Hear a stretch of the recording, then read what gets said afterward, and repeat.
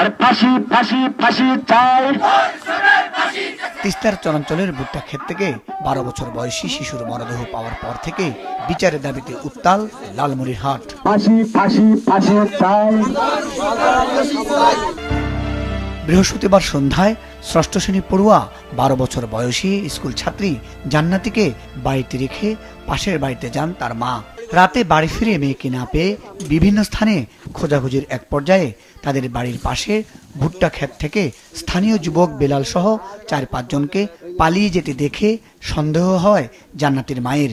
পরে সেই ভুট্টা খেতে গিয়ে দেখেন তার মেয়ের দেহ নিথর হয়ে পড়ে আছে। ভুট্টা খেতে জান্নাতের মুখ থেকে গলা পর্যন্ত মাটি ঢুকিয়ে শ্বাসরোধে হত্যা করে ঘাতকরা। পরে রাত 8:30টার দিকে মরদেহ উদ্ধার করে পুলিশ। জড়িত সন্দেহে এই ঘটনায় বুধবার রাতেই বেলাল হোসেনের নাম উল্লেখ করে অজ্ঞাত 4-5 জনের বিরুদ্ধে কালীগঞ্জ থানায় মামলা করেন নিহত জান্নাতীর বাবা ফজলুল হক। এই মামলায় রাতেই পুলিশ বেলাল হোসেনকে গ্রেপ্তার করে। মাথাটাকে উল্টা পাশে দিয়ে মানে মাথাটা মুচকে দিয়েছে, তারপর সম্ভবত কাদায় মাথাটা মানে মুখ নাকের পাশে চেপে ধরেছিল, যার কারণে শ্বাসকষ্ট, তারপর মুখের মধ্যে বালু কাদা তারপর ঘাস এগুলো দিয়ে মনে করেন শ্বাসকষ্ট মারা গেছে, গলা টিপে হত্যা করেছে। ধর্ষণের পরই ওই শিশুকে হত্যা করা হয়েছে বলে দাবি স্থানীয়দের। প্রতিবাদে কালীগঞ্জ থানা চত্বর সহ কয়েকটি স্থানে শিক্ষার্থীরা প্রতিবাদ মিছিল করে এবং এই ঘটনায় জড়িত থাকার অভিযোগে গ্রেপ্তারকৃত বেলাল সহ জড়িত আরো সকলকে গ্রেপ্তার করে ফাঁসির দাবি জানায়। ভুট্টে বাড়ি নিয়ে গেছি, নিয়ে ওখানে ধর্ষণ তো করে হাত পা ঠ্যাং সবকিছু ভাঙ্গি দিছে।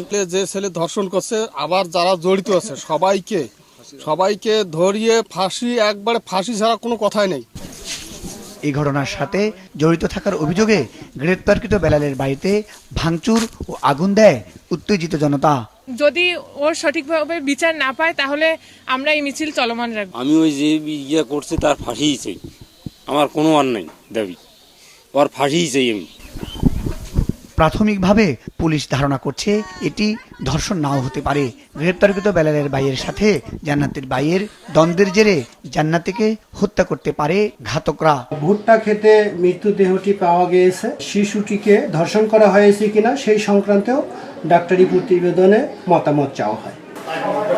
গ্রেপ্তারকৃত যুবক বেলাল হোসেন কালীগঞ্জ উপজেলার মদাতি ইউনিয়নের আবু তালেবের ছেলে। হত্যার শিকার ষষ্ঠ শ্রেণী পড়ুয়া জান্নাতি আক্তার একই থানার ভুটমারি ইউনিয়নের ফজলু মিয়ার মেয়ে। মুজাহিদ সাকিব, মাছরাঙ্গা নিউজ ডেস্ক।